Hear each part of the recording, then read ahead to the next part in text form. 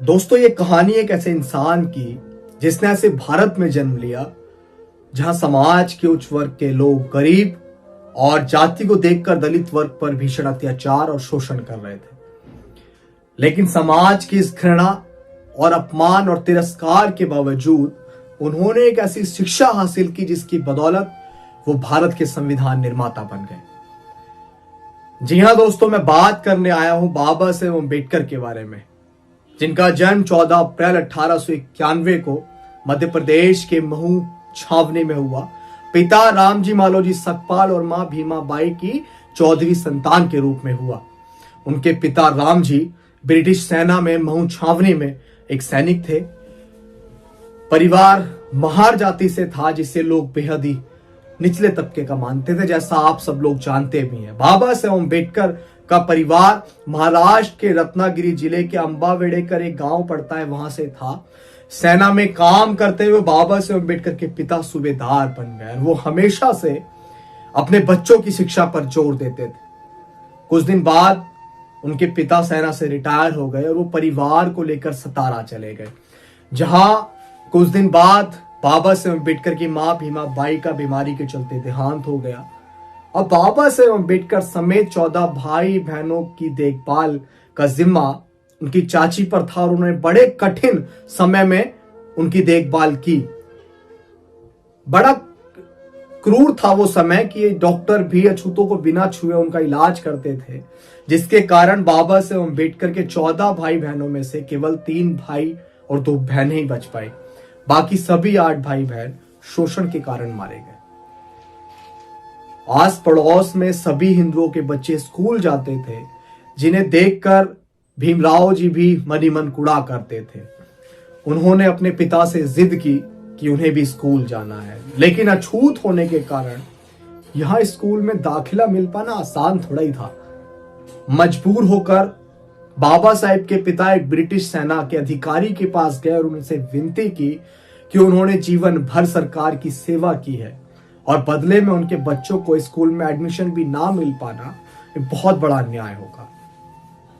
इसके बाद उस अधिकारी ने उनके बच्चों को एक स्कूल में एडमिशन दिलवा दिया, लेकिन यहां बाबा साहेब अम्बेडकर को छुआछूत के ऐसे कड़वे अनुभव हुए जिन्हें वो जीवन भर नहीं भुला पाए।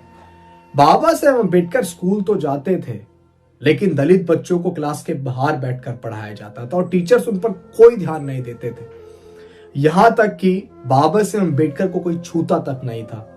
प्यास लगने पर स्कूल का चपरासी दूर से पानी डालता था, जिसे वो अपने हाथों से इकट्ठा कर कर पीते थे, क्योंकि मटके को छूने और गिलास से पानी पीने की इजाजत तक उनको नहीं थी। और जिस दिन चपरासी नहीं आ पाता, उस दिन बाबा साहेब अम्बेडकर को प्यासे ही पूरा दिन गुजारना पड़ता था। बाबा साहेब अम्बेडकर वो भीम स्कूल जाते वक्त पास के कुएं से पानी खींचकर पी लेते थे और कुछ ब्राह्मणों ने उन्हें ऐसा करते हुए देख लिया। फिर क्या था, एक दिन भीम को उसी कुएं पर पकड़ लिया और उनके साथ बहुत मारपीट की गई, बहुत अपमान सहना पड़ा बाबा साहेब अम्बेडकर को। एक शर्त पर छोड़ा गया कि वो फिर कभी उस कुएं का पानी नहीं पिएंगे। और एक बार वो बाल कटवाने के लिए नाई के पास गए तो नाई को पता था कि वो महार जाति के हैं। वो उनसे नफरत भरी आवाज में बोला, अरे अछूत, मैं तेरे बाल कैसे काट सकता हूं, भाग जा यहां से और फिर कभी यहां मत आना। इन घटनाओं से भीम के स्वाभिमान को गहरी ठेस पहुंची।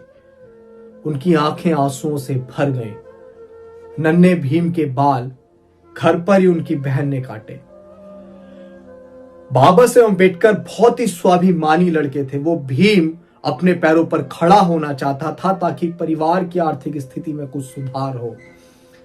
बाबा साहेब अम्बेडकर ने सुन रखा था कि सतारा जाने वाले लड़कों को बॉम्बे जाकर काम मिल जाता है, इसीलिए उन्होंने तय किया कि वो बॉम्बे जाकर किसी मिल में काम करेंगे। लेकिन बॉम्बे जाने के लिए बाबा साहेब अम्बेडकर के पास किराया ही नहीं था। बाबा साहेब अम्बेडकर ने एक प्लान बनाया कि वो अपनी चाची के बटुए से पैसे लेकर बॉम्बे चले जाएंगे। भीम ने लगातार 3 रातों तक बटुए से पैसे निकालने की कोशिश की जो उनकी चाची की कमर से बंधा हुआ था, लेकिन बाबा साहेब अम्बेडकर को इसमें कोई सफलता नहीं मिली। कहीं जाकर चौथी रात को बाबा साहेब अम्बेडकर बटुए को ले पाए लेकिन उन्हें बड़ी निराशा हाथ लगी क्योंकि उसमें केवल आधा आना ही था जिससे वो बॉम्बे नहीं जा सकते थे।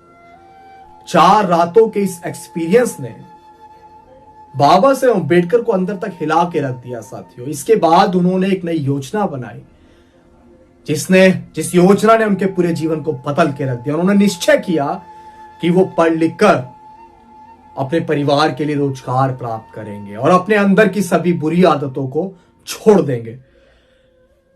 बाबा साहेब अम्बेडकर के दृढ़ संकल्प ने भी उनका साथ दिया। सूबेदार उनके पिता रिटायर होने के बाद नौकरी की तलाश में मुंबई जाकर बस गए और वहीं के मराठा स्कूल में उन्होंने बाबा साहेब अम्बेडकर का एडमिशन करा दिया। यहां पर उन्होंने हार्वर्ड की इंग्लिश रीडर और बहुत सी अन्य किताबों का अपने पिता की देखरेख में अध्ययन किया। अपनी पढ़ाई के अलावा वो बहुत सी और ग्रंथ और बुक्स पढ़ने लगे। उनकी इस आदत से उनको बुक्स कलेक्ट करने का शौक लग गया। उनके पिता पर यह शौक काफी महंगा पड़ रहा था, लेकिन वो चाहते थे कि भीम पढ़ लिख कर बड़ा आदमी बने। उन्होंने कर्ज लेकर बाबा साहेब अम्बेडकर को बॉम्बे के एल्फिंस्टन हाई स्कूल भेजा, लेकिन यहां भी छुआछूत ने बाबा साहेब अम्बेडकर का पीछा नहीं छोड़ा। एक बार टीचर ने भीम से बोर्ड पर एक मैथ्स का सवाल हल करने को कहा। जैसे ही बाबा साहेब अम्बेडकर बोर्ड की तरफ बढ़े, अगड़ी जाति के हिंदू बच्चे चिल्ला उठे कि सर भीम अछूत है, उसे रोकिए। दरअसल बोर्ड के पास उन स्टूडेंट्स के लंच बॉक्स रखे हुए थे जो भीम की बाबा साहेब अम्बेडकर की परछाई पढ़ने से पवित्र हो सके थे। इस डर से सभी बच्चों ने अपने डब्बे फौरन वहां से उठा लिए। इन डब्बों की खटर खटर आवाज बाबा साहेब अम्बेडकर के कानों से उनके दिल में उतर गई, जिसने उन्हें पूरी तरह से तोड़ दिया। हालांकि उन्होंने उस प्रश्न को सेकंडों में हल कर दिया जो कोई नहीं कर पाया था। उनके इस टैलेंट को देखकर टीचर समेत सभी स्टूडेंट्स होचक्के रह गए थे। इसके बाद उन्होंने हाई स्कूल पास किया और 16 वर्ष की उम्र में उनका विवाह 9 वर्ष की मारमा बाई के साथ कर दिया गया।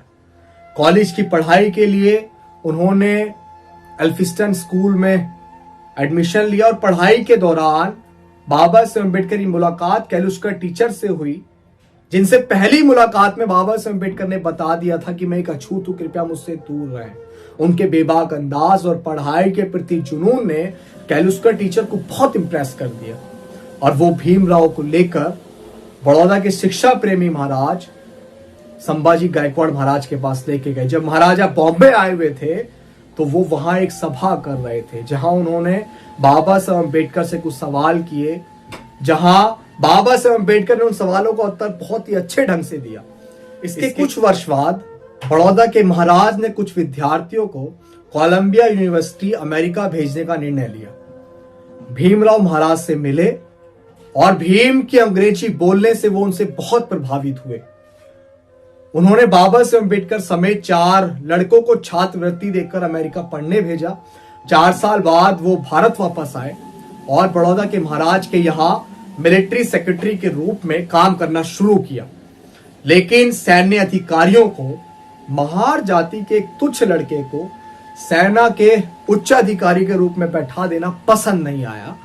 कुछ दिन बाद उन्होंने वहां से नौकरी छोड़ दी और सन 1919 में वो लंदन चले गए, जहां अथक परिश्रम और मेहनत से उन्होंने वहां पर एमएससी, टीएससी तथा बैरिस्टर एट लॉ की डिग्री प्राप्त की। 1923 में वो भारत वापस लौट आए और वकालत शुरू कर दी। वकालत करते हुए बाबा साहेब अम्बेडकर ने देखा कि भारत में दलितों का कितनी बुरी तरह से जातिगत आधार पर शोषण किया जा रहा है। तब से उन्होंने अपना पूरा जीवन छुआछूत को खत्म करने के लिए समर्पित कर दिया। उन्होंने बहुत सारे लोगों के अलग से मतदान को देखते हुए दलितों के लिए भी अलग से मतदान की मांग उठाई, जिसके कारण गांधी जी आमरण अनशन पर उतर आए। आप पढ़ेंगे पुनः पैक्ट के तमाम इतिहास को तो उन्होंने गांधी जी के कारण अपनी तमाम मांगों को पीछे ले लिया। बाबा साहेब अम्बेडकर फिलोसफर, राइटर और एक महान लीडर, जिन्होंने न केवल समाज में सदियों से दबाए गए दलित अछूत हम लोगों के लिए लड़ाई लड़ी, बल्कि इतनी भिन्नताओं से भरे भारत को एक संविधान में बांधने का काम किया। जब आजादी के वक्त भारतीय नेता आजादी और नए संविधान को स्वयं बनाने की बात कर रहे थे, तब ब्रिटेन के प्रधानमंत्री ने कहा था कि बनाने दो भारतीयों को अपना संविधान। भारत में इतनी डाइवर्सिटीज हैं कि इसके लिए एक कानून बनाना इम्पॉसिबल है। भारत जल्द ही बिखर जाएगा और टूट जाएगा।